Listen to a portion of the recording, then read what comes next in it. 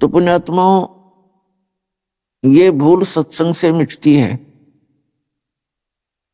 कि जो सद्ग्रंथ हम मानते हैं वो किसी व्यक्ति विशेष के बोले हुए नहीं है। जैसे वेदों और गीता और पुराणों को हम अज्ञानतावश ये मानते हैं कि वेद व्यास जी ने बोले और लिखे हैं। लिखे तो वेद व्यास जी ने हैं, लेकिन उनके बोलने वाली अन्य शक्ति है। जैसे पवित्र चारों वेद और पवित्र श्रीमद् भगवत गीता, ये परमात्मा का दिया हुआ ज्ञान है, किसी व्यक्ति विशेष का बोला हुआ नहीं है। 18 पुराण क्या है? ये ऋषि महर्षियों का अपना अनुभव है। उन्होंने जैसा वेदों को गीता को समझा और जैसा उनका अनुभव हुआ, तो जो ज्ञान वेदों और गीता जी में है, यदि उनसे पुराणों का ज्ञान मेल नहीं खाता है तो वो यथार्थ ज्ञान नहीं है। वो व्यक्ति विशेष ऋषि विशेष का अपना अनुभव है, उसके अपने विचार है, और वो व्यर्थ है, वो यथार्थ नहीं है। यथार्थ का तात्पर्य यहां भिन्न हो जाता है।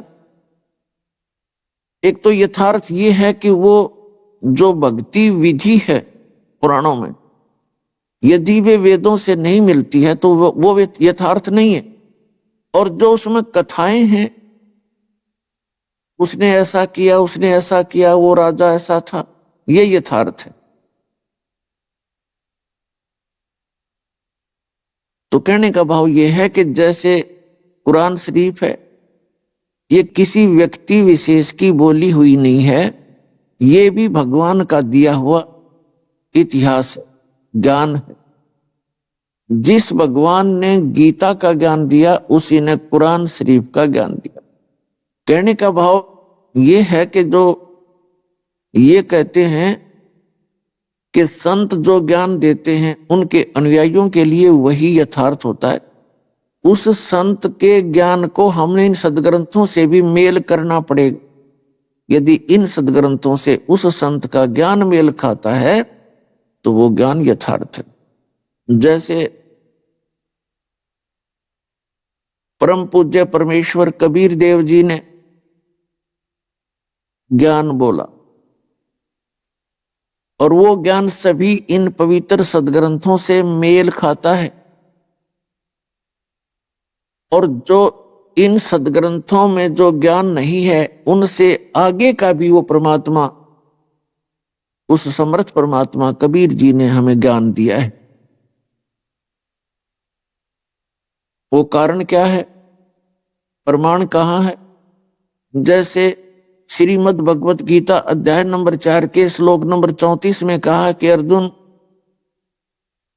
उस पूर्ण परमात्मा के उस तत्व ज्ञान को जानने के लिए तत्वदर्शी संतों की खोज कर और उनसे वो ज्ञान पूछ, उनसे ज्ञान जान।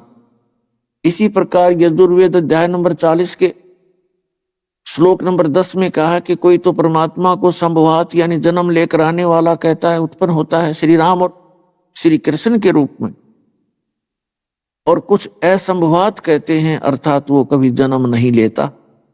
इसका यथार्थ ज्ञान भी तत्वदर्शी संत बताते हैं, उनसे सुनो। इसी प्रकार पवित्र कुरान शरीफ सूरत फुरकानी 25 आयत नंबर 52 से 59 में बताया गया है कि कुरान शरीफ का ज्ञान दाता हजरत मोहम्मद जी को कह रहा है कि ए पैगंबर, मैं जो इस कुरान शरीफ के ज्ञान को आपको बोलकर सुना रहा हूं, इस पर भरोसा करना कि कबीर अल्लाह है। मुसलमान भाई तो कबीर का अर्थ बड़ा कर देते हैं, तो इसे सिद्ध है कि कुरान शरीफ के बोलने वाले से भी कोई अन्य बड़ा भगवान है, बड़ा अल्लाह है, गॉड है। और कुरान शरीफ का ज्ञान दाता कह रहा है कि वो ही है वो कबीर अल्लाह, जिसने 6 दिन में सृष्टि रची और 7वें दिन तख्त पर जा बैठा। और ये वही है जो आपको हजरत मोहम्मद जी को एक जिंदा महात्मा के रूप में मिले थे, और उसकी खबर सूरत फुरकानी 25 आयत 59 में कहा है कि उसकी खबर किसी बाखबर से पूछ देखो, ये वही परमात्मा है जिसने 6 दिन में सृष्टि रची, 7वें दिन तख्त पर जा विराजा।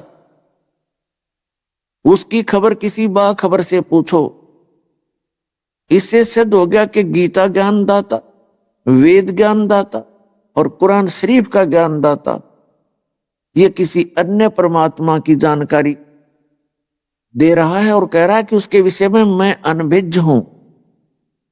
उस कबीर अल्लाह की, उस तत्व ब्रह्म की, परम अक्षर ब्रह्म की जानकारी कोई तत्वदर्शी संत बतावेगा तो वो परमात्मा स्वयं ही लीला करता है। पूर्ण ब्रह्म अपने यथार्थ ज्ञान को स्वयं ही एक तत्वदर्शी संत के रूप में यहां प्रकट होकर के सुनाते हैं।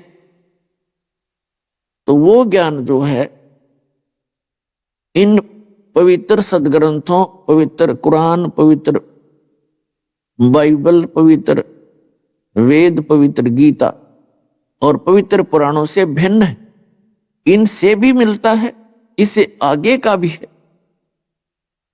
इसी प्रकार जिन महापुरुषों को वो परमात्मा मिले